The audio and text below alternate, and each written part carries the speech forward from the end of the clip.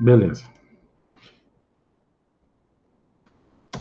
Então, a gente precisa saber se esse nosso empreendimento, se ele é viável ou não. Isso aqui a gente já conversou na aula de ontem, então eu vou passar bem rapidinho, que a gente vai começar a fazer os cálculos daqui um pouquinho para entender o que acontece e se esse nosso empreendimento, se ele é viável ou não. Algumas considerações, né? O que é um empreendimento? Então, a gente precisa ter um conceito rápido disso. Um empreendedor e um empreendimento. Então, o empreendedor é o sujeito que vai estar lá empreendendo valores, né? Colocando lá o seu dinheiro, e ele só vai fazer isso se ele tiver pelo menos uma grande esperança, né, de que ele consiga ter um retorno financeiro daquele aporte de capital que ele fez. Então, esse nosso empreendimento que a gente passa a tratar a partir de agora, ele é entendido, então, como sendo um conjunto de todas essas atividades, nesse caso aqui, não rotineiras. E por que é multidisciplinar? Porque a gente tem contato com vários outros profissionais.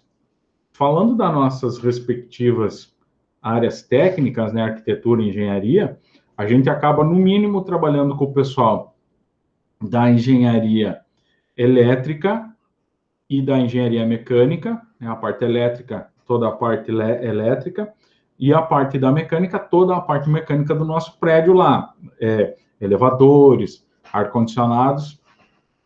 Além disso, esta equipe multidisciplinar, ela se expande além desses técnicos. Então, nós temos lá o pessoal da área administrativa, os administradores, nós vamos ter o pessoal da área contábil, o pessoal que vai estar trabalhando com a parte de contabilidade da empresa.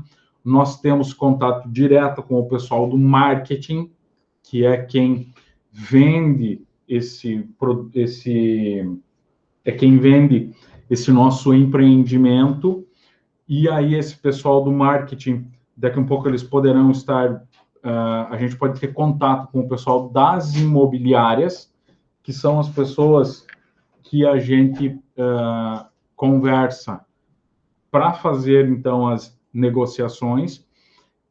O pessoal do marketing e das imobiliárias são pessoas que a gente tem contato e são essas pessoas que acabam nos dando retorno de como os nossos clientes, os mutuários, as pessoas que adquirem, né, os apartamentos, casas, lojas, enfim, que a gente está vendendo, como que eles estão dando retorno.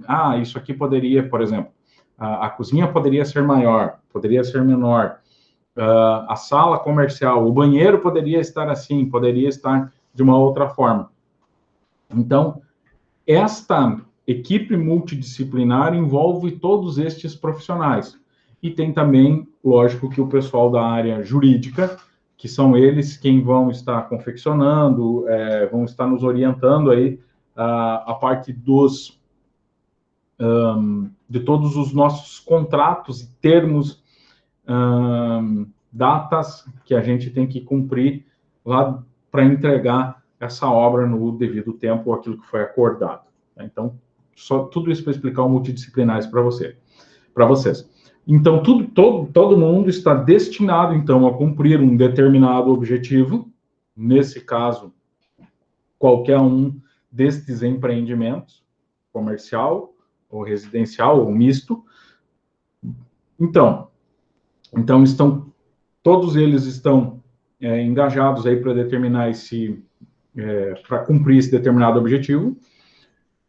E isso tudo está muito bem delineado, né? Tem um início e um fim. Sempre tudo isso compatibilizado no custo e otimizado sempre no desempenho técnico e de uma produção. Gente, a obra, e daqui um pouco a gente já vai conversar sobre isso, aqui na frente a gente vai falar sobre isso, nós vamos ter um estudo de viabilidade do empreendimento ele tem uma particularidade. E aí, depois, a gente tem o empreendimento em si. Então, vocês vão descobrir que o empreendimento, ele tem uma vida útil. Ele tem uma vida útil, o empreendimento. Então, ele tem um início, um meio e um fim. Muito bem. Então, vamos lá. Ainda na parte do empreendimento, né? O empreendimento é, então, um esforço temporário que a gente está empreendido, no caso, para criar um produto, serviço, ou seja lá, um resultado final satisfatório. Então, se a gente quiser, então, entender um pouco mais, a gente pode dizer que esse empreendimento ele é um reforço, um esforço não repetitivo, caracterizado por uma sequência clara e lógica de eventos com início, meio e fim, foi o que eu conversei com vocês antes, que se destina, então, a atingir o nosso objetivo, que ele está bem claro e definido. Então, o que é que nós vamos fazer? Vamos construir 5 torres com apartamentos multifamiliares, apartamentos com empreendimentos multifamiliares, sendo, então, que ele é conduzido por pessoas dentro de parâmetros que são pré-definidos, e aqui começa a coisa interessante, ó. Tempo, custo, recursos, que estão todos envolvidos lá nessa construção, e a qualidade. Todo empreendimento, tudo isso que vocês passam a ver, ele está sempre ligando, né, essas questões de tempo, custo e qualidade. Há um tempo atrás, a gente ouvia assim, bom, você tem que escolher se você quer qualidade ou se você quer preço. Hoje, o desafio tornou-se muito maior, é que a gente tem que entregar um produto com uma qualidade e com um preço. É lógico que dentro da possibilidade, da normalidade, que estes produtos, que esses materiais que a gente vai utilizar nesse empreendimento, que a gente consiga, então, entregar isso de forma razoável. Então, o ciclo de vida aí do nosso empreendimento, aquilo que eu falei, o início, o meio e o fim, e ele faz uma curva de Gauss, ele tem o início, o meio, que é a velocidade de cruzeiro, que a gente chama, e aí o fim é quando ele encerra, e aí a gente vai para um novo empreendimento. Então, os autores dizem para nós aí que existem algumas fases, né? Com características bem distintas, e aquilo que a gente conversava ontem um pouco, que nós temos uma parte do início, que a gente tem uma parte mais bruta, com poucos funcionários, depois a gente tem o auge da construção, onde a gente tem vários funcionários, e aí chega o final, que aí é quando a gente está falando da parte de limpeza, entrega lá da obra, e a gente tem poucos funcionários, de novo. A empresa, ela está diferente, ela não é a mesma coisa que o empreendimento. A gente espera que a empresa inicie e que nunca tenha fim, trabalhando de forma coerente, é lógico. Isso aí. Vamos falar do empreendimento propriamente dito e por que alguns empreendimentos não frutificam e outros eles acabam dando resultados muito aquém daqueles esperados.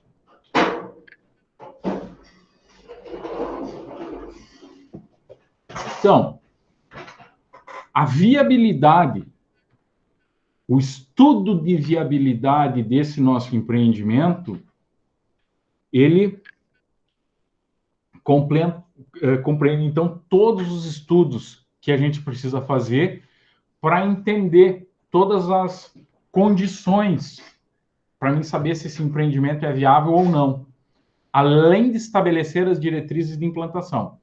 Por exemplo, nós temos aqui um conjunto de investidores e esses investidores eles resolvem de abrir um shopping aqui em Ijuí. Então, como que funciona isso, né? Esse shopping, qual é a viabilidade de sucesso desse shopping? Bom, professor, mas agora veio a Avan aqui para Ijuí. Pois é, mas qual é a viabilidade mesmo dessa empresa aqui na cidade de Juí? Bom, eles não olharam só a cidade de Juí, eles olharam todo o entorno. E num raio de X quilômetros, eles fizeram toda uma análise do mercado. Ah, bom, então esta Avan é viável. Um hotel. Qual é a viabilidade de nós termos um hotel nessa região? Qual é o público? Qual é o valor médio da tarifa do hotel? Agora vamos trazer um pouco mais para o nosso dia a dia. Então, a gente vai construir apartamentos, por exemplo, para serem vendidos por R$210 mil. Muito bem. Aí você vai falar para mim, tudo bem, R$210 mil. Qual é o público? Qual é o potencial que nós temos de pessoas que têm uma possibilidade de adquirir esse imóvel? Porque assim, ó, se vocês fizerem uma pesquisa hoje na rua, em Juí ou qualquer outra cidade, se você fizer uma pesquisa na rua e você disser o seguinte para as pessoas, fizer algumas perguntas. Você tem imóvel? Aí a pessoa vai falar, não, não tenho, porque os que têm, nesse caso, não são interessantes para essa amostra. Então, tá. Não tenho imóvel. Ótimo. Você gostaria de adquirir um imóvel? Sim. Opa. Qual sua renda bruta mensal? Sei lá, 5 mil. Ó, beleza. Você tem essa amostra e você tem essas informações. Beleza. O que eu vou fazer com essas informações? Eu vou lá para o escritório e vou dizer o seguinte, olha aqui, gente. Eu tenho aqui um universo de 300 pessoas que foram entrevistadas e dentre essas, por exemplo, sei lá, 30% são possíveis compradores dos nossos apartamentos. Beleza. Só que, se você pegar esses 10%, esses 30%, essas 30 pessoas que sobraram, são possíveis compradores, né? Poderão fazer lá uma aquisição do nosso imóvel. E aí você pega esse povo todo e leva, por exemplo, até uma instituição bancária para fazer rodar lá a capacidade, o score deles, a capacidade que eles têm de pagamento. Pronto, aí aqueles 15 já passou, aqueles 30 já passaram só para 15. E aí desses 15, quando você chama, então tá, olha aqui, eu tenho uma pesquisa com o seu nome, assim, assim, assim, assim, tá aqui o imóvel para vender para você. Fala, não, realmente, eu quero comprar um imóvel, mas em que lugar que é? Por exemplo, aqui que todo mundo conhece. É perto do campus da Unijuí. Eu vou falar, é um ótimo lugar, mas eu trabalho lá do outro lado da cidade. Então, eu gostaria que fosse lá no bairro Jardim, por exemplo. Então, esses prováveis ou esses possíveis compradores desse apartamento, eles já mudam. Por que mudam? Porque agora, desses 15 que sobraram, os que realmente poderão comprar ficaram em 5. E aí eu não posso fazer, lançar um empreendimento com esse universo de possíveis pessoas para adquirirem esse imóvel nesta região. Existe um estudo de mercado que diz que a tendência das pessoas é de adquirirem um imóvel, desde que elas fiquem na mesma cidade, que elas não sejam transferidas, em um raio de até 1.000 metros de onde elas moram atualmente, hoje. Então, isso significa, por exemplo, se você mora no bairro Modelo, a possibilidade é de que você adquira um imóvel ali naquela região, que você vá buscar um imóvel naquela região. Porque tem seus amigos, tem seus familiares, tem todo o entorno. Então, eu tenho que cuidar que tipo de empreendimento que eu estou fazendo, se ele é viável. E aqui que tudo isso acontece. Mas vamos supor que todas estas etapas foram vencidas. E agora nós precisamos entender valores, né? Que é o que daqui um pouquinho tem um exercício que a gente vai fazer aqui para a gente entender os valores. Quanto é vendido cada um desses, no caso, apartamentos. Então, depois da viabilidade, eu tenho a implantação. Então, o meu empreendimento, todos os estudos mostrou que aquele empreendimento ele realmente é viável. Ok. Então, eu tenho aqui uma etapa, implantação, é a etapa que são desenvolvidos todos os trabalhos relativos ao projeto, às obras, o fornecimento e a montagem da construção, como um todo. Depois disso, eu tenho a operacionalização.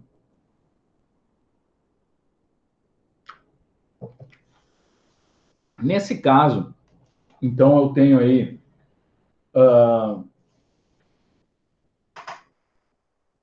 o final, né? A etapa que inclui início da operação, treinamentos, testes e aí a passagem, então, para a fase cotidiana.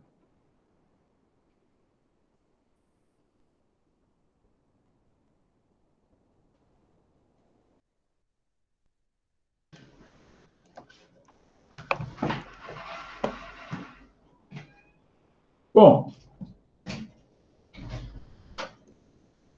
aqui na viabilidade, né? Quem que vai estar envolvido nesse estudo de viabilidade? É o pessoal da comercialização, o financeiro e o setor arquitetônico. Bom, a parte de promoção e comercialização é aquilo que eu já tinha falado com vocês antes. São eles quem vão nos dar retorno de valores, de como isso é feito, de como isso pode ser feito. O setor financeiro vai estar dizendo para nós custos por metro quadrado, custos por custos de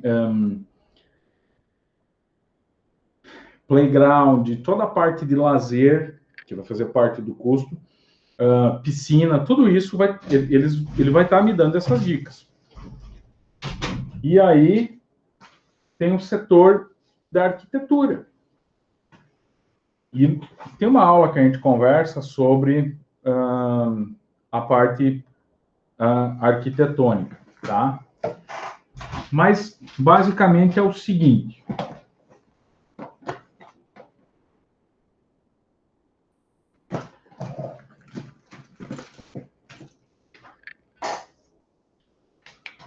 Nossa, tá muito nova aqui.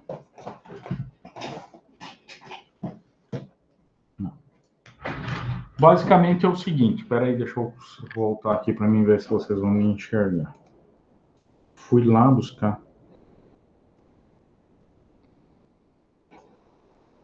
Uma nova. Tá.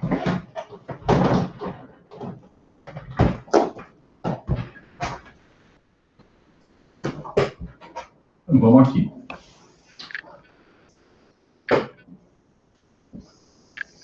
Muito bem.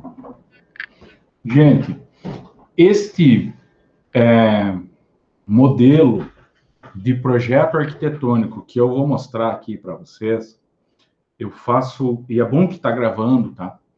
Eu preciso que vocês fiquem bem avisados que este modelo de projeto arquitetônico é meu, tá? Vocês não poderão copiar em hipótese alguma. Eu tenho direitos autorais sobre ele. Quer ver? É um projeto, e inclusive é um projeto difícil de fazer.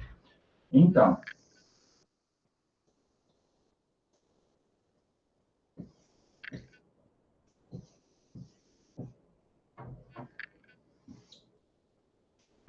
tá?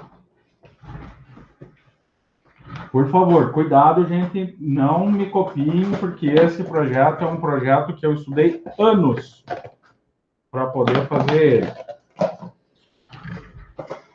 Agora, tem a parte de acabamento, a parte arquitetônica, para ficar bonito, né?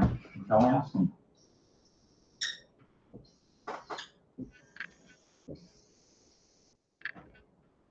Fachada, tá, galera? Ó.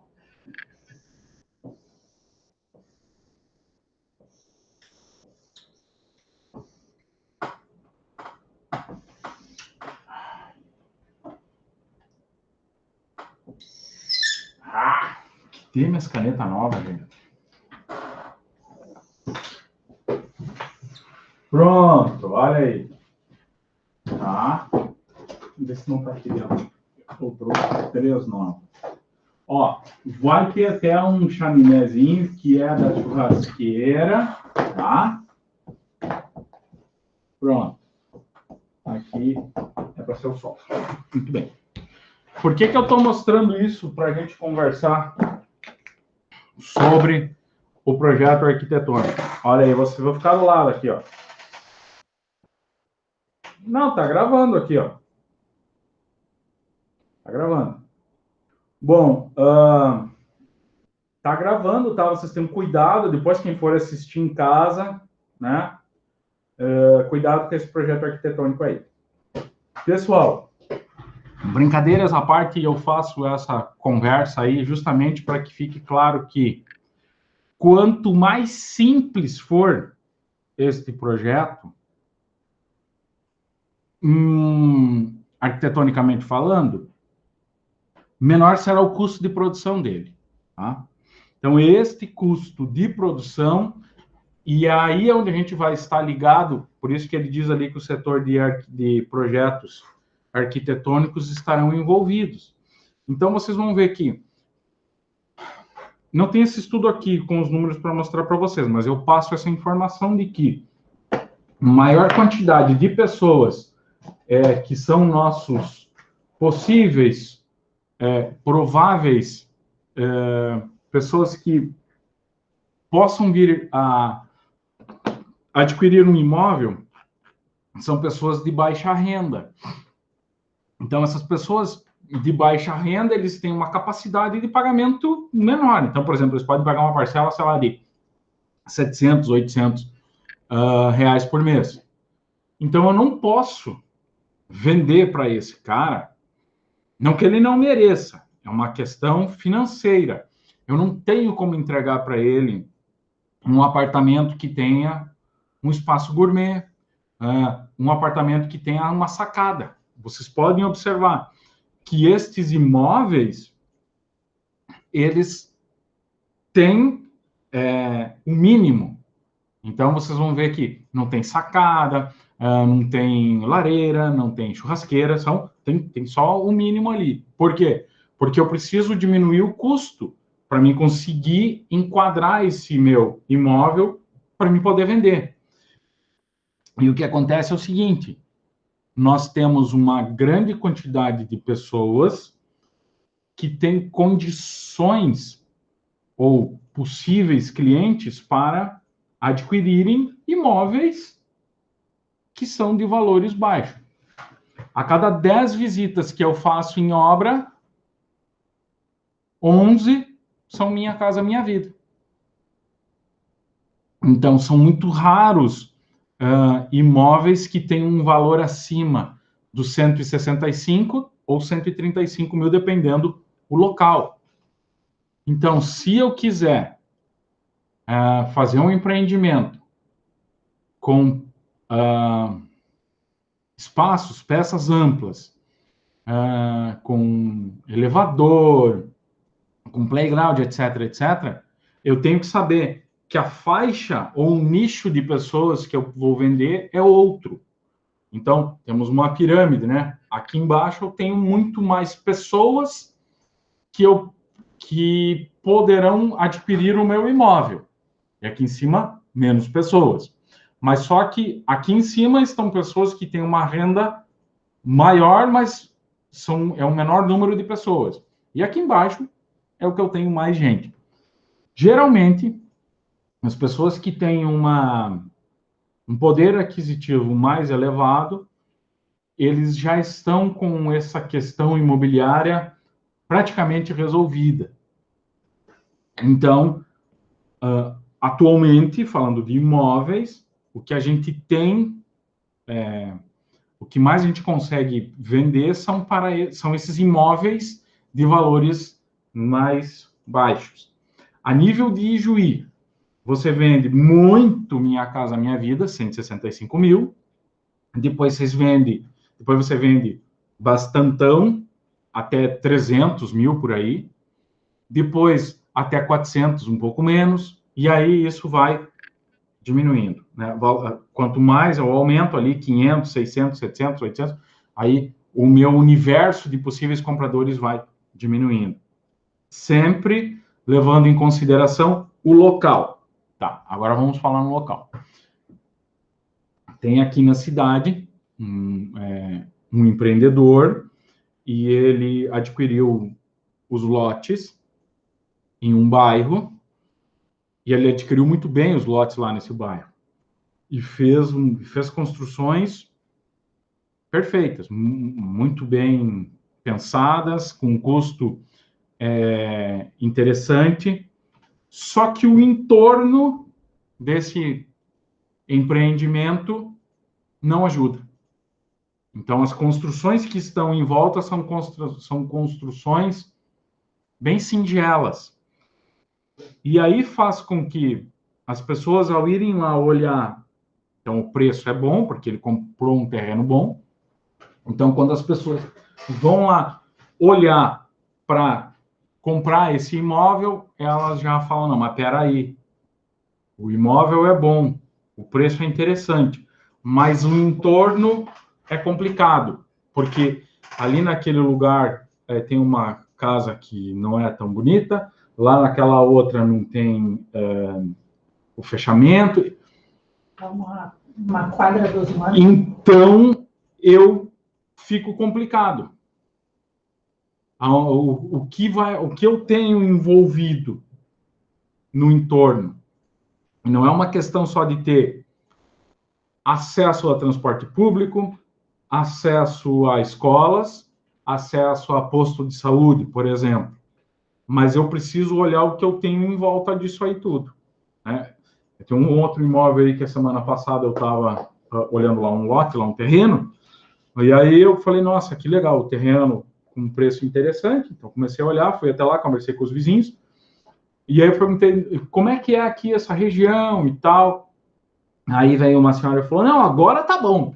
Antes era meio complicado, porque ali morava um traficante, lá não sei o que, tinha outro traficante, mas agora mataram eles, então tá tudo bem.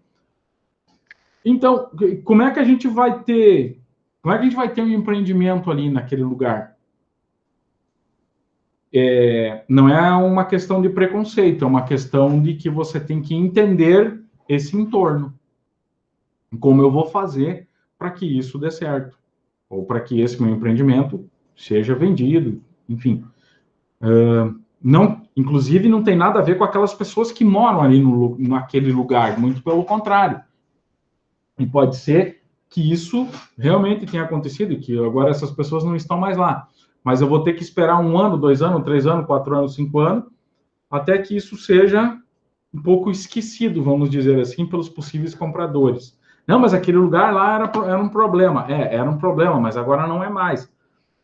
Mas até a gente ter isso limpo, fica um pouco mais esquisito. Quando você pega um posto de combustível, que ele teve lá a fama de que ele vendia combustível adulterado. Mas agora é a nova direção. Então, precisamos de um tempo até que isso seja limpo. Então, é aqui na viabilidade onde está um grande nó desse nosso empreendimento, tá? Então, é aqui que a gente desenvolve, então, um modelo do nosso projeto que a gente vai executar, e ele pode ser gráfico ou simplesmente descritivo, né? Será executado apartamentos de tantos dormitórios, etc, etc. Implantação. Então, que nem implantação, onde está todo mundo lá trabalhando. Aí essas outras partes todas já foram vencidas e a coisa está acontecendo. E a operacionalização é quando a gente testa tudo e entrega lá, então, para os nossos clientes, os futuros moradores das construções. É lógico que elas estão sempre influenciando-se reciprocamente, criando sempre, né, temos aqui uma interdependência entre elas que deve ser continuamente controlada. Não está falando aqui, mas existem estudos, por exemplo, a APO, avaliação pós-ocupação, que depois desses imóveis estarem sendo habitados, você começa a estudar e a conversar com essas pessoas e a entender e a ver o que eles estão achando daquele imóvel, principalmente na parte de conforto, insolação, posição das esquadrias e tudo mais. Bom, tudo isso aqui, e aí na aula passada eu avancei, né? Preço igual a custo mais lucro. Preço de mercado menos os custos, então igual ao lucro. Esta é a verdade. O investidor que pensar nessa primeira opção aqui em cima, ó, que preço é igual a custo mais lucro, o que pode acontecer? Ele pode sim vender o imóvel dele. Vejamos. Ele teve um custo de 200 mil. E aí ele botou um lucro de 50 mil em cima. Ponto. E ele coloca lá a placa. Vendo, ou vende, enfim. E ele diz o seguinte, olha, se for por menos do que 250 mil, eu não vendo. Ok. Aí a gente descobre que existem imóveis semelhantes ou similares ao dele, à venda por 220 mil. Ok? Então, é lógico que primeiro as pessoas vão comprar todos os imóveis de 220 mil. Só que daqui 5 anos, por exemplo, ele vai vender o imóvel dele por 250 mil. Mas não é que ele vai vender por 250 mil porque as pessoas estão pagando mais. Mas aí foi por uma questão de atualização do valor do nosso dinheiro, inflação, qualquer coisa, correção monetária. E nesse inteirinho ele acabou perdendo dinheiro, porque ele tem lá 1 milhão, 2 milhões, 3 milhões, sei lá quanto, parado lá naquele investimento. Então, as pessoas que já sabem como trabalhar com isso, ou seja, que é o preço de mercado menos o custo, e aí sim você tem um lucro, então essas pessoas já têm isso tudo claro, e elas já fazem o cálculo antes e dizem o seguinte, bom, é melhor eu não fazer, ou eu não participar desse empreendimento agora, aguardar mais um tempo, sei lá quanto tempo, 1 ano, 2 ou 3, ou fazer outro tipo de investimento. Esse gráfico aqui só mostra para nós o seguinte, ó, capacidade de influenciar no custo. Então, o estudo de viabilidade é a parte que mais a gente tem capacidade de influenciar no nosso imóvel. Então, quanto mais ou quanto melhor for feito esse estudo de viabilidade, melhor é para que eu consiga ter um menor custo possível. Aí depois é lógico que tem a parte do projeto, que eu expliquei aqui para vocês, esse projeto arquitetônico. Lembre-se que eu tenho todos os direitos autorais. Contratação, que é quando a gente compra bem o material. Comprar bem não significa que você vai comprar abaixo do mercado, o valor, né? Então, por exemplo, um saco de cimento que custa R$28, É impossível você comprar ele por 25 ou por 26. Salvo situações que sejam uma promoção ou uma carga sem nota. Né? Eu não posso falar roubado porque está gravando. E a parte de execução é quando eu tenho, sim, os funcionários que estão... Incentiva isso. Que estão lá trabalhando na nossa obra. Tá? Então, o que eu estou dizendo aqui para vocês é que o custo ele tem um valor mínimo, né? Desde que você faça as coisas de forma correta, né? Fazer a aquisição dos materiais de forma lícita, né? E tudo mais, que esteja assim, que você pagando todos os seus impostos, que a empresa ela tem que ter uma entrada, tem um fluxo de caixa dela. Então, você tem um custo mínimo, que é isso que a gente passa a tratar agora. Essa questão de quanto é mesmo o custo para mim executar esse empreendimento. Então, eu vejo algumas coisas assim. Deixa eu só fechar aqui. A parte de execução, uso e manutenção. Então, eu vejo assim, o cliente chega aqui, quanto é que custa para fazer um projeto assim, assim, assim? Aí eu falo, custa, sei lá, R$ 2.000 o metro quadrado. Aí você sai, vai, passa o final de semana, conversa com o sogro, com a sogra, com o compadre, com o vizinho, enfim, conversa com a galera toda, com um amigo dele que é construtor, com um outro que já construiu uma obra, etc, etc. E aí ele volta e diz, olha, eu conversei com fulano, ciclano e beltrano, e eles me disseram que não custa 2.000, que custa 1.500 ou 1.800 o metro quadrado. Bom, aí eu faço algumas perguntas. Pois é, e quanto eles gastaram de INSS? Eu não sei, eles não falaram. E quanto eles gastaram de taxas junto à prefeitura e para fazer a averbação na escritura disso aí tudo? Pois é. Não, mas eu acho que é tudo. Não, eu não sei. Então, essas informações, gente, a gente tem que ter cuidado, porque elas não podem ser desencontradas, elas têm que ser, assim, informações, falando em metro quadrado, por exemplo, que a gente falou ontem no Cube, tem que ser informações que eu consigo ter como medir. E vai entrar no escritório de vocês o mágico. Quem é o mágico? O mágico é aquele cara que ele consegue comprar o tijolo mais barato, ele consegue comprar areia mais barata, ele consegue comprar... Tudo ele consegue mais barato, porque ele tem um amigo, porque ele tem isso, porque ele tem aquilo, porque ele tem aquilo outro. Então, cuidado, né? Porque eu tenho um amigo meu, um vizinho meu aqui, que é médico. E quando eu vou lá no consultório dele, quando eu vou me consultar, eu tenho que pagar para ele a consulta. Porque é o trabalho dele. Ele não vai fazer caridade me atendendo sem cobrar.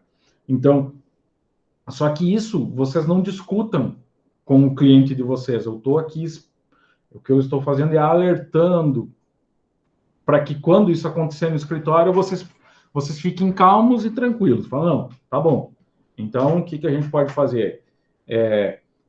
Que foi que é o que eu falo para os clientes. Falo, olha, a minha experiência está me dizendo que é mais ou menos R$ 2.000 o metro. Mas, se a pessoa conseguiu construir com menos, e se você consegue construir com menos, porque você vai adquirir os insumos de uma forma diferente, eu fico louco de feliz. Fico contente e que isso realmente dê certo. Bom, outra coisa também. Todos esses que vieram e falaram isso, até hoje, nenhum foi verdade. Então, o custo, ele tem um valor e game over. Licitações. Eu participei de N licitações para construções. Então, eu fazia lá o meu custo, chegava no valor. 2.000 metro quadrado. Pronto. Aí, aparecia uma outra empresa lá que fazia por 1.300, 1.500, 1.600. Eu ficava desesperado com aquilo. Ele voltava, refazia todos os... Mas como? Não tem como fazer por menos. E não tinha mesmo. Aí, essas empresas, elas iniciam as obras e depois elas desaparecem da face da terra. Então, cuidado com a questão da viabilidade. Nós não podemos sonhar com a viabilidade desse empreendimento. Nós temos que ter certeza. A gente não trabalha com esperança, a gente trabalha com números. Vamos calcular a viabilidade, então, tá? E vamos aplicar aqui essa nossa máxima, né? De preço de mercado menos o custo será igual ao lucro, e não o preço mais o custo, que vai ser o nosso lucro. Tá? O que nós precisamos levar em consideração? Ó, as características do empreendimento, área construída e padrão de acabamento.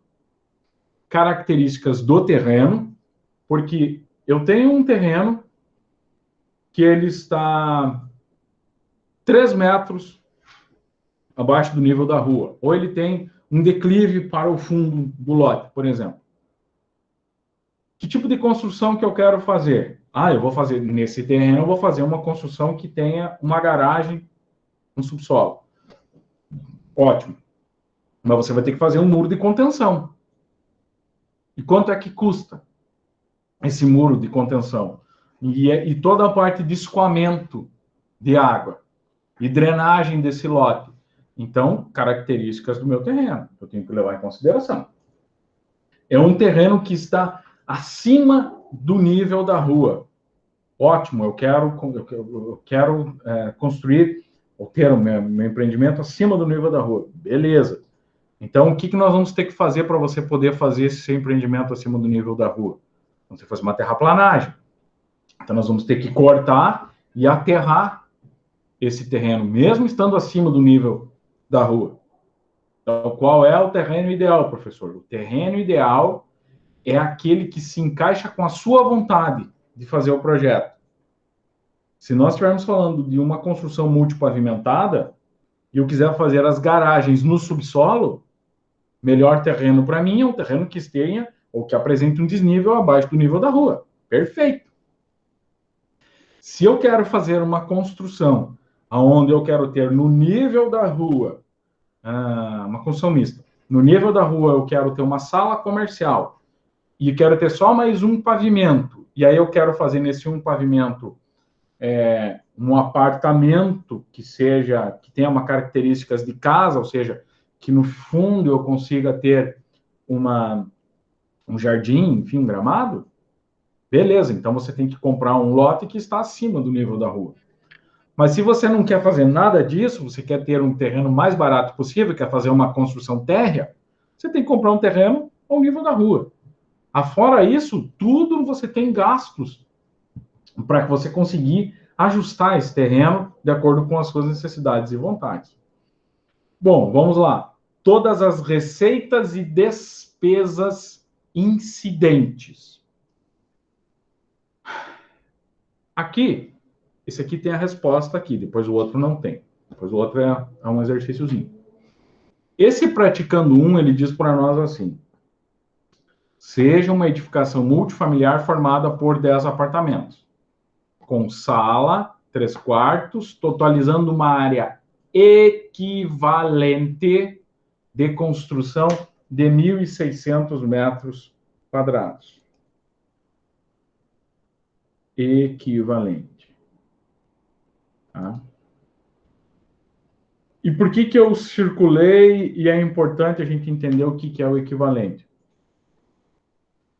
Quando nós buscarmos essa informação lá no CUB, tá? Que é quando a gente pega essa informação aqui, ó, o padrão de acabamento do empreendimento é normal, tendo um custo por metro quadrado de área equivalente de construção da ordem de R$900. E está março de 2018, mas isso aí também, essa data também está errada. Mas isso não importa. O que importa é esse valor aqui. Como que eu faço para saber esses 900? Como que eu faço para saber esses R$900 por metro quadrado? Eu vou puxar rapidinho aqui, ó. só para passar a informação para você, só um segundo aí, tá?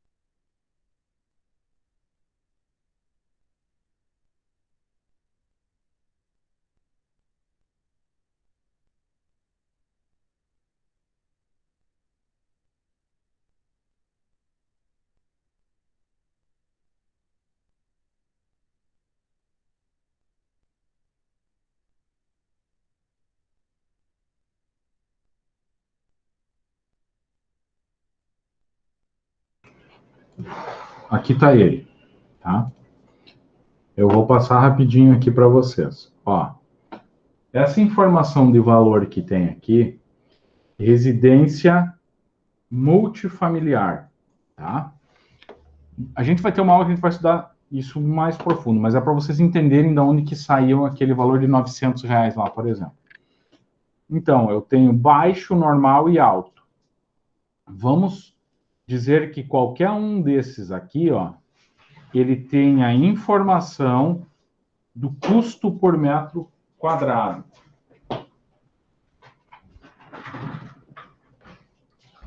Agora, espera aí.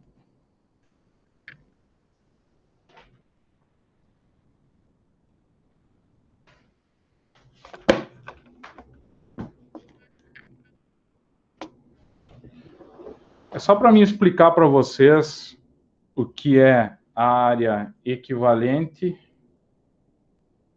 e a área real. Espera aí.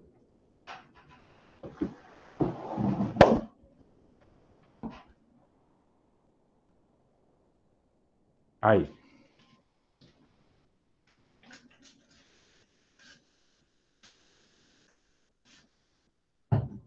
Vamos lá. Quando a gente tem uma construção e a gente está falando de área real e área equivalente, isso aqui vocês vão, a partir de agora, vocês vão ouvir bastante. E depois a gente tem lá a parte de... A gente tem a parte de... que a gente utiliza a norma. Então, a gente tem um valor um pouquinho... a gente volta a falar bastante sobre isso. A gente trabalha com a norma 12.721. Vamos aceitar o seguinte, tá? Que nós temos, de novo, aquele meu belo projeto, tá? Só que agora, ele tem uma questão um pouquinho diferente. Cozinha e sala. Aquele valor que foi passado ali para vocês, aquele valor que foi passado para vocês, de R$ 900 o metro quadrado, é o valor da coberta ou cobertura padrão. Ou seja, aquele valor, ou aquilo que eu mostrei ali do CUB também, aquele valor ali de 900, ou aquele do CUB, este valor é o valor por metro quadrado da área padrão. O que é essa área padrão? É para você construir, então, por exemplo, o quarto, a sala, a cozinha, o banheiro. Agora, quando você está levando em consideração o custo equivalente, é quando você tem, por exemplo, aqui no fundo, ó, tá? A pessoa fez uma lavanderia. E essa lavanderia dela, ela tem só uns pilarzinhos aqui e não está fechado. Eu não tenho, por exemplo, alvenaria. Então, vocês vão concordar comigo que o custo por metro quadrado para nós construirmos essa parte aqui da casa é mais alto do que o custo para construir essa parte aqui da casa. Mas vamos ir além. Vamos supor que o sujeito fez aqui do lado, ele fez um lugar para ele estacionar o carro dele. Não está coberto. Ele só colocou aqui um estacionamento, uma vaga de estacionamento. E aí, como ele gostava muito do carro, ele fez um piso, um concreto bruto. Beleza. Então, aqui tem piso e telhado. Aqui está completo. Tem forro, tem todas as esquadrias, tem a parte hidráulica, elétrica, tem o vaso. E aqui não. Aqui eu tenho só um concreto aqui e é onde eu guardo o meu carro. Então, o que acontece? Essa parte aqui, ó, que está aqui em azul,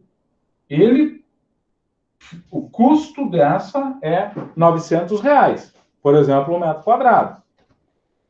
Esta partezinha aqui em cima vai ser menos alguma coisa dos 900. E essa parte aqui do estacionamento do carro vai ser menos alguma coisa dos 900, porque é mais barato. Então, vamos transformar isso aqui em fatores. Tudo isso para explicar para vocês a área equivalente. Tá? A lavanderia que tem o telhado, tem o piso e o telhado, eu vou falar para vocês os fatores, mas lá na frente a gente tem uma aula onde eu apresento para vocês a tabela da 12.721 e lá tem, então, esses fatores tabelados. Então, aqui eu estou aplicando um fator, por exemplo, aqui na lavanderia, de 70%.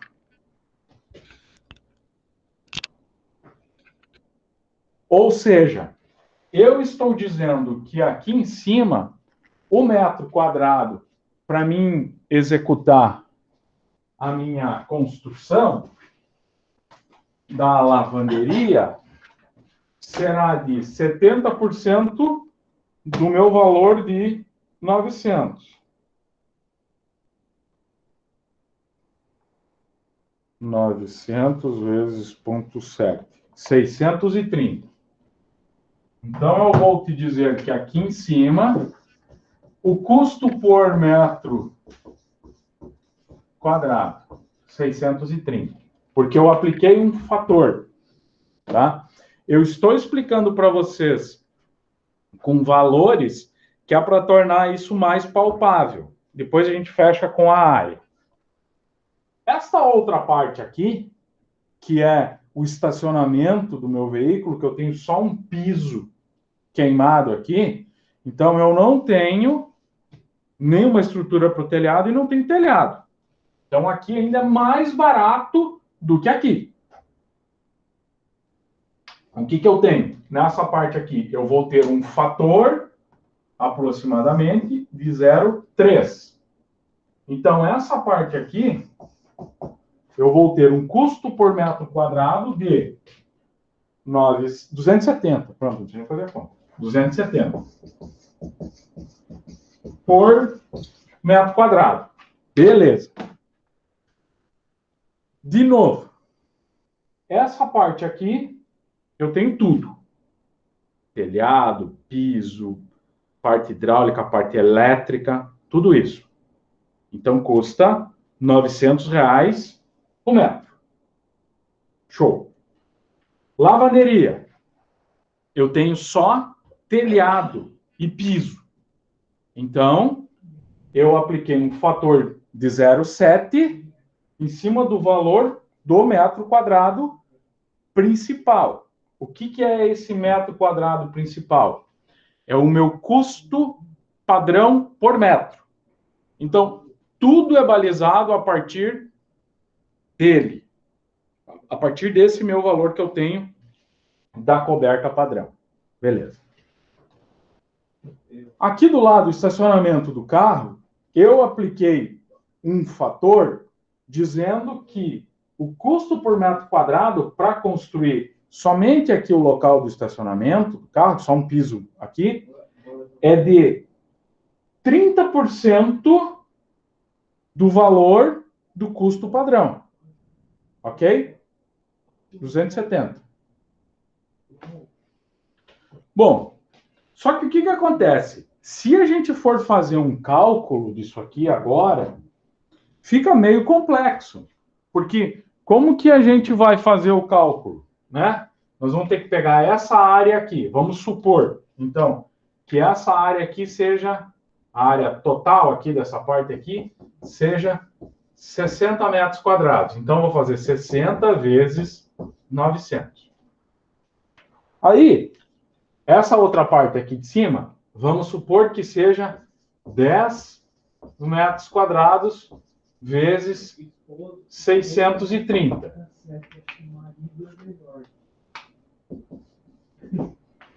E aqui embaixo, vamos só para fazer conta redonda, tá? Vamos imaginar que essa parte aqui seja também 10 metros quadrados.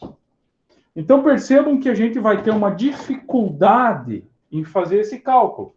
Porque nós vamos ter que... Aqui eu tenho um valor, aqui eu tenho outro valor, e aqui eu tenho outro valor. Então, o que a norma fez para resolver a nossa vida? Ela criou a tal de área equivalente, aonde a gente resolve aqui, esses valores a gente nem leva em consideração e a gente trabalha apenas em área. Então, agora eu vou fechar o raciocínio aqui, ó. Quer ver? Aqui era 10 metros, né? E aqui mais 10 metros. E aqui 60 metros. Então, o que a norma diz para nós? Ó, eu tenho 60 metros de custo padrão. Então, tá. Então, eu tenho os meus 60 metros lá de custo padrão.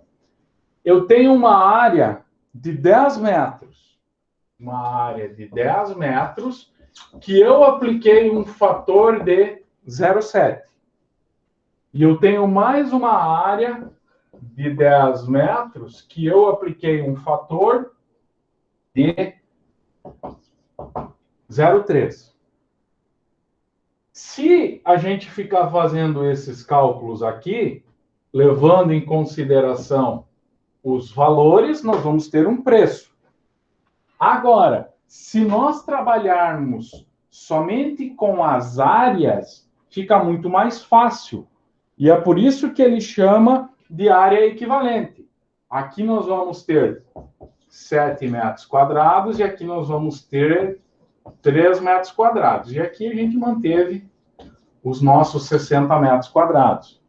Então, agora nós temos o seguinte.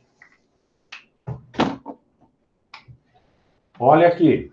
Nós temos uma área construída de 10 mais 10 mais 60. 80 metros quadrados. E nós temos uma área equivalente de 3 mais 7 mais 60. Então, uma área equivalente de 70 metros quadrados. Não entendi ainda. Espera aí. Espera aí que já vai clarear.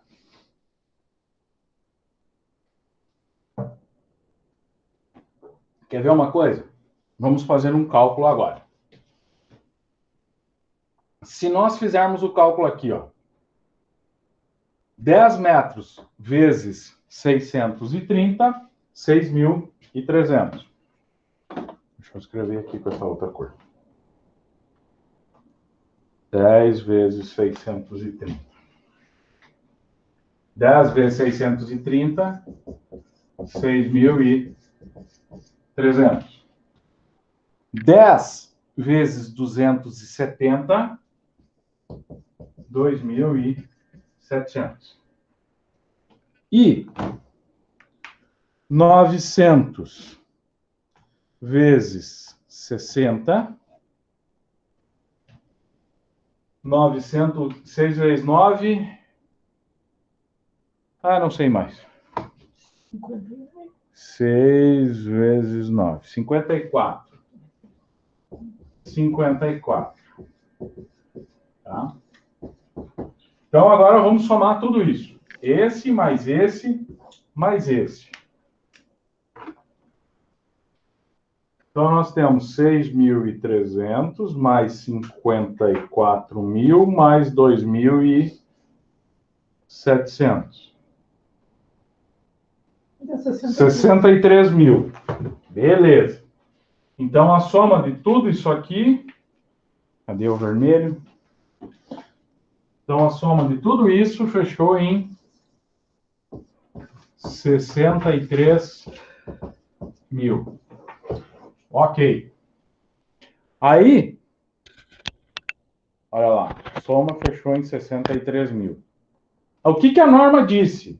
Cara, se para a gente fazer um cálculo de um projeto simplesinho igual a esse, já aconteceu toda essa confusão aí, nós precisamos simplificar. Então, a gente aplica os fatores em cima das áreas. E é por isso que eu passo a ter áreas equivalentes. Ou seja, os meus 70 metros quadrados vezes o meu valor de 900, e aí acabou toda a confusão. Já está tudo resolvido. Porque agora, os mesmos 63.000. Então, agora eu tenho tudo resolvido. Isto tudo para explicar para vocês o que é área equivalente e o que é uma área construída. A área construída é o todo. Então, eu tenho uma casa de 200 metros quadrados. Pois é. Só que desses 200 metros quadrados, 100 metros quadrados estão sob um pilotis. Bom, professor, mas se é sob pilotis, a gente nem conta a área. Ótimo. A gente não conta a área. Mas e quem é que vai pagar o custo dos pilares e da laje de entrepiso? Aonde que vai esse custo? Então, é por isso que várias prefeituras já estão cuidando disso. Bom, tem mais do que 1,80 m? Tem. Bom, então já não é mais considerado como uma área tal, e é considerado como uma área construída de outra forma. Isso aqui para explicar para vocês o que o exercício está falando com a gente, que o exercício está dizendo isso aqui, ó.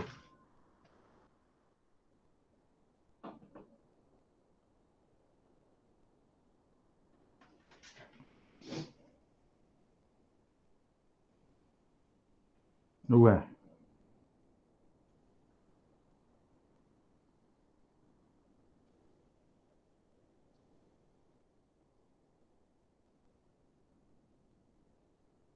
Agora sim.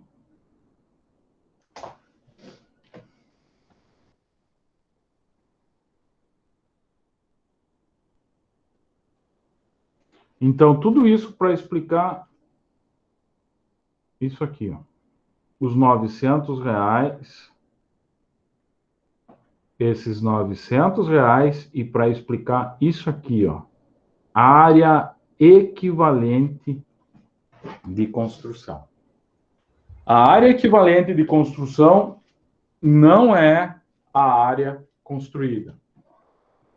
A área equivalente de construção não é a área construída, tá?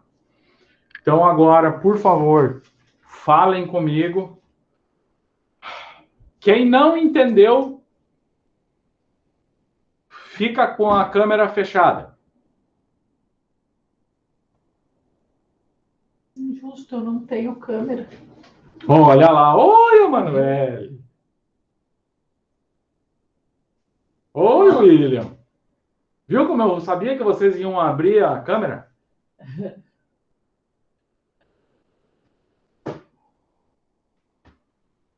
Então tá. Quem não tem câmera também não tem problema, tá? Gente. Isso que pode aparecer de pijama.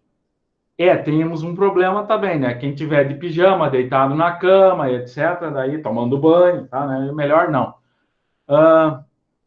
Então, para a gente poder avançar, eu só preciso ter certeza, então, que vocês entenderam pelo menos o início disso que eu tentei passar aqui, tá? É um primeiro passo que a gente está dando nessa parte de área equivalente e área de construção, tá? A gente vai conversar muito mais sobre isso, mas não adianta nada eu ficar passando aqui para vocês o exercício assim, sem vocês entenderem o que é a área equivalente e o que é a área construída, tá?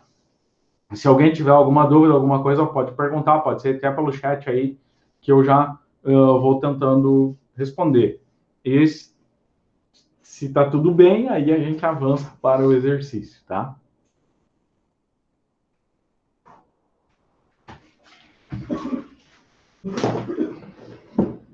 Beleza, então. Supondo, então, que está tudo certo, a gente vai aqui para o exercício.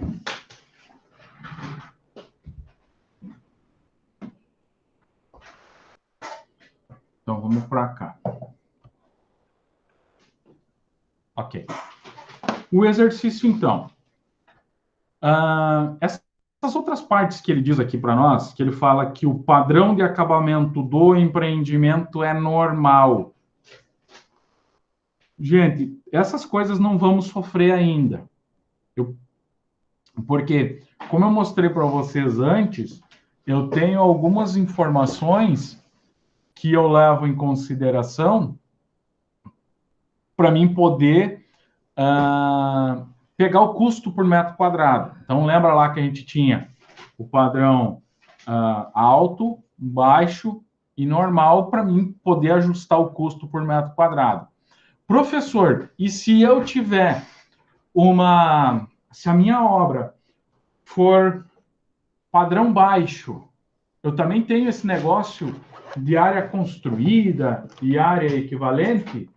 Sim. E se for um padrão alto? Tudo sempre sim.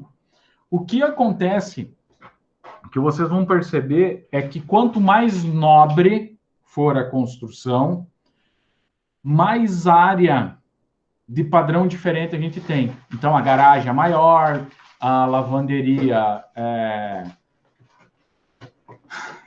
pode ser que a lavanderia já não seja um padrão diferente, ela pode ser um padrão normal, você pode ter grandes sacadas ou grandes áreas ou grandes varandas, então por isso que essas áreas, de acordo com o padrão de acabamento da obra, ela pode ser alterada sim. Então, existem, por exemplo, padrões, padrão popular, né? Que é aquele projeto arquitetônico que eu desenhei ali para vocês, que é o mais simples possível. Então, a área equivalente é ínfima, porque você tem só uma lavanderiazinha, e talvez nem tenha lavanderia, porque talvez o tanque seja junto na cozinha. Então, você nem tem isso.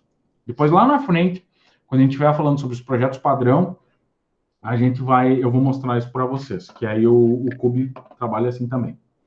Muito bem, vamos aqui para o nosso exercício agora. Então, a área do meu terreno é 400 metros quadrados. E o valor por metro quadrado do meu terreno, 600. Significa, então, essa informação quer dizer para mim que o meu terreno custa 400 metros quadrados vezes o custo por metro quadrado, R$600. Então, vamos lá, 600 vezes 400. 240 mil custa o meu terreno. Pô, professor, por que não escreveu logo ali que o terreno custa 240 mil? N motivos. Um deles, por exemplo, é que vocês vão ver também algumas imobiliárias passando a informação, eles vão dizer, não, mas lá naquela região, o custo por metro quadrado do terreno é tanto.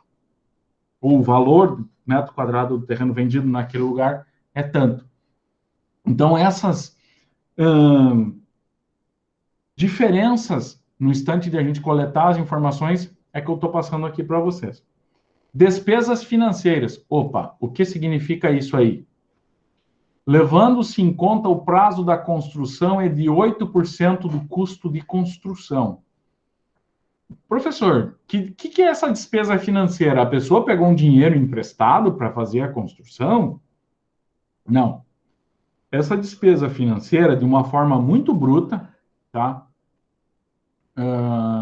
Quem fez engenharia econômica e avaliações sabe que a gente utiliza várias fórmulas para fazer o cálculo ou para que a gente consiga atualizar o valor do nosso dinheiro. Ou seja, o que ele está dizendo aí? Que mais ou menos 8% do valor da obra seria como uma inflação ou uma atualização monetária do dinheiro. Ah, professor, mas inflação não tem mais. Não, tudo bem. Você pode colocar esse custo de construção aí, alguma coisa até a menos do que isso. Mas pode ser também que você tenha aqui essa informação dizendo para ti assim, ó, que o investidor tem o dinheiro aplicado em algum lugar lá que rende para ele 8%, tá? Valor de venda de cada apartamento. Aqui a informação muito importante. Valor de venda de cada apartamento corresponde a 270 mil. O que essa informação quer dizer? Então, se cada um dos meus apartamentos eu tenho a possibilidade de vender ele por 270 mil, eu tenho que levar isso aqui em consideração, porque é aqui onde eu tenho a receita de toda a minha construção. E aí, aqui, esse valor aqui, eu preciso passar uma informação para vocês dizendo o seguinte, que este valor de 270 mil é levando em consideração as condições normais de mercado, aonde eu tenha um vendedor com vontade de vender e um comprador com vontade de comprar. Então, o mercado na sua condição ideal. Tá? Despesas com promoção. O que é essa promoção? E aqui tá bom ainda o valor, tá com 5%. Mas são os valores em que, se eu colocar esse imóvel para venda lá na imobiliária, e geralmente a gente acaba tendo uma parceria com essas imobiliárias, então eu tenho lá 5% do valor das vendas, eu vou ter que passar lá como comissão para esse povo que fez todo parte de marketing, etc, e fez a venda. Geralmente é 6, mas aqui está em 5. Pergunta-se, então, calcule o lucro do empreendimento. Quanto é que vai dar o lucro desse empreendimento? E aqui está gravando, então vamos lá.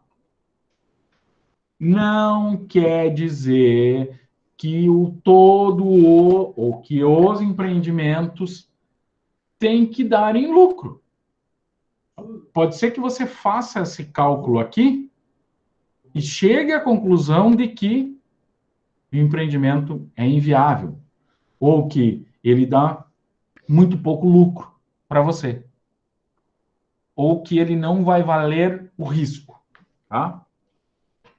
Calcule em porcentagem o lucro do empreendimento em relação à despesa dele, ou seja, você vai investir X mil e vai receber tanto. Então, você tem uma porcentagem em lucro.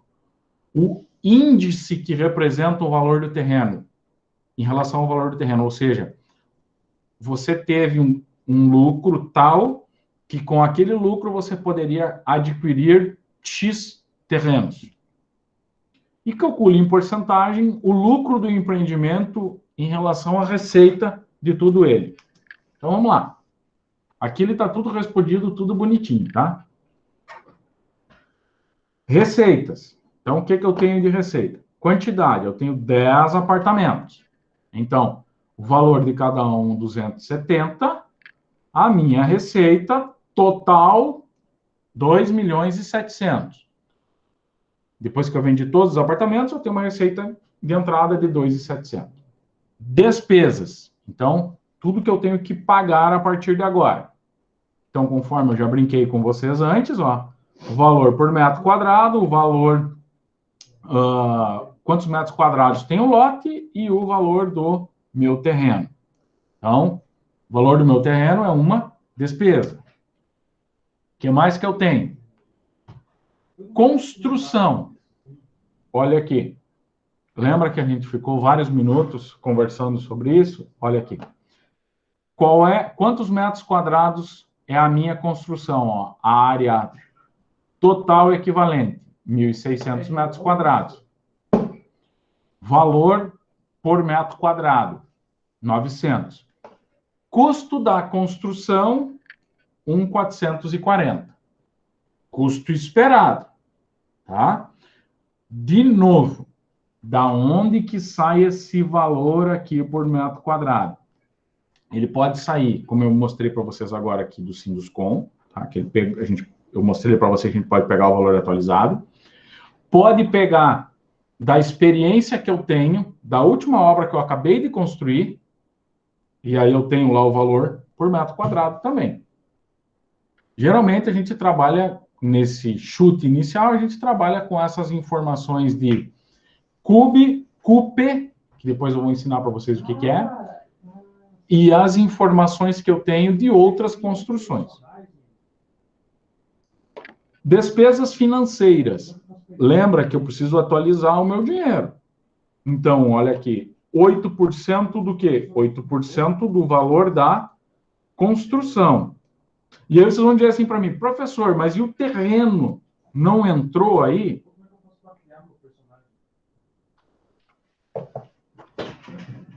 O terreno ele poderá entrar também aqui. Mas o que acontece?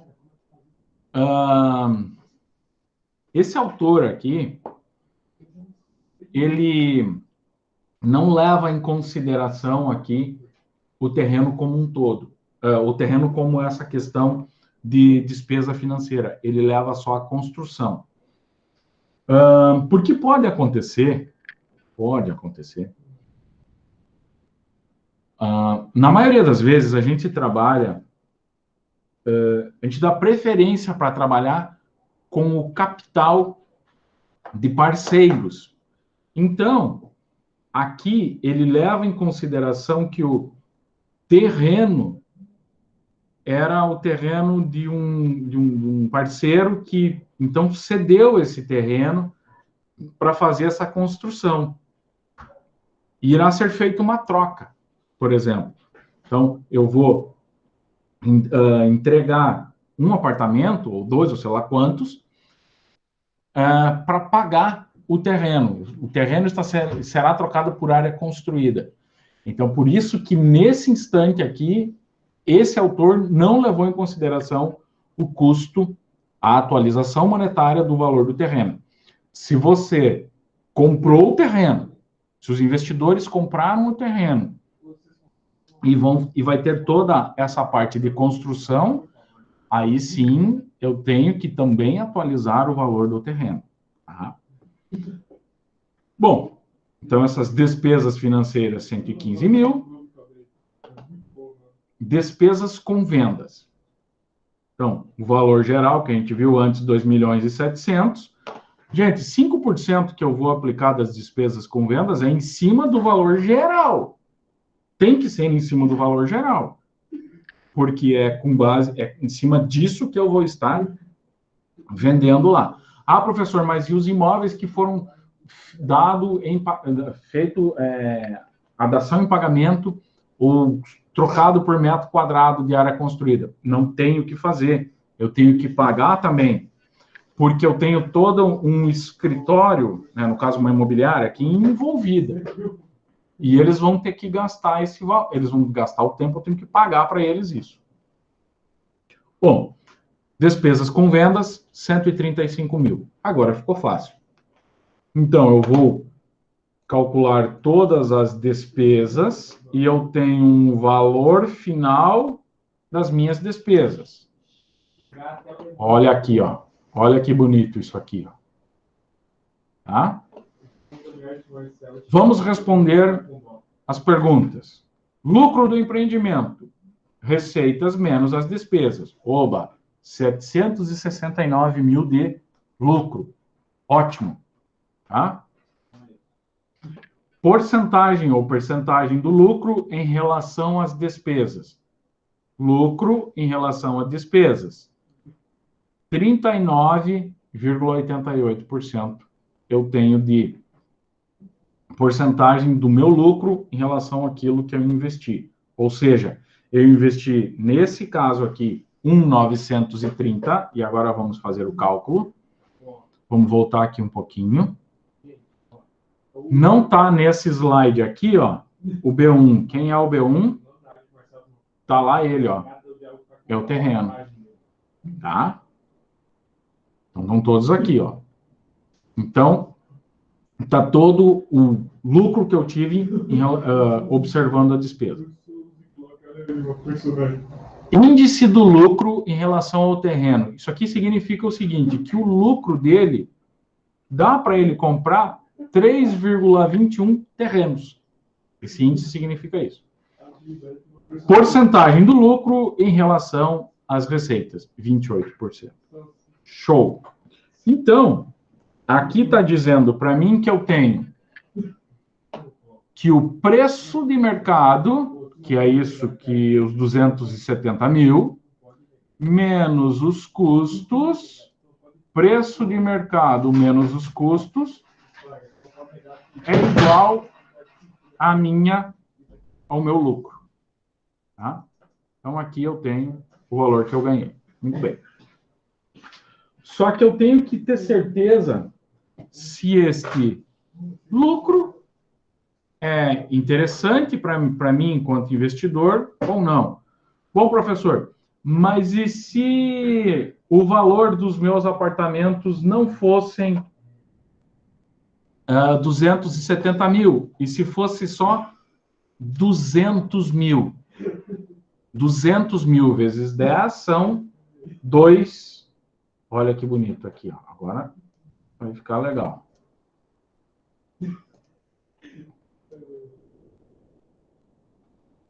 R$2 milhões. Então, significa que o lucro seria 69.800. 69.800. Levando em consideração todo o risco, etc., não seria viável em hipótese alguma. E é aqui aonde as pessoas aqui onde as pessoas fazem os cálculos e não têm certeza das coisas. As instituições bancárias, elas levam em consideração uma parte desse risco. Quer ver? Se você for hoje lá comprar um imóvel lá no banco, você chegar lá e falar, eu quero comprar um imóvel usado. Eles vão falar, beleza, a gente financia 80% do valor do imóvel usado. Não, é um imóvel 0 quilômetro, que a Caixa agora tem uma promoção lá. Você vai lá, eles vão financiar 90% do valor do imóvel e vão te dar 6 meses de carência. Você fica 6 meses sem pagar a parcela. Ou seja, isso é empurrado para o final. Por que que os bancos fazem isso? Porque o banco financia menos. Não, é que eles já estão logo de cara suprimindo. Porque eles pensam o seguinte, vamos supor que aconteça algum problema e que as pessoas não consigam pagar. Então, eu tenho que colocar isso numa venda forçada. Venda forçada é... Eu chego aqui e digo assim para vocês. Pessoal, eu tenho um apartamento para vender por 270 mil. É um apartamento 3 quartos, 2 garagens, etc, etc. Aí, vocês vão falar, ah, professor, eu não quero comprar. Ah, ótimo. Aí passa uma semana, eu venho e falo para vocês. Pessoal, sabe aquele apartamento que estava 270? Eu estou querendo vender agora por 200. Vocês falam, opa, pois é. Ah, eu acho que tinha um vizinho meu que queria. Vou falar para ele. Passa mais uma semana, eu chego e falo, gente, agora é o seguinte, ó, não tem choro. Estou vendendo por 100 mil aquele apartamento que era por 270. Aí você fala, bom, eu não tinha intenção nenhuma em comprar um apartamento. E onde é que é? Ah, é no prédio tal. Ai, que legal, nesse prédio eu já moro. Então, vou comprar para trazer a minha sogra para morar no mesmo prédio, no mesmo andar que o meu. Então, você começa a ter intenção de comprar uma coisa que você não tinha. Tudo isso em função do valor. Então, quando nós estamos fazendo esse cálculo, que é isso que eu estou mostrando aqui para vocês, de viabilidade, esse cálculo, ele está mostrando aqui sempre a situação mercadológica ideal, onde alguém quer vender e alguém quer comprar. Beleza? Deixa eu ver se alguém quer falar comigo.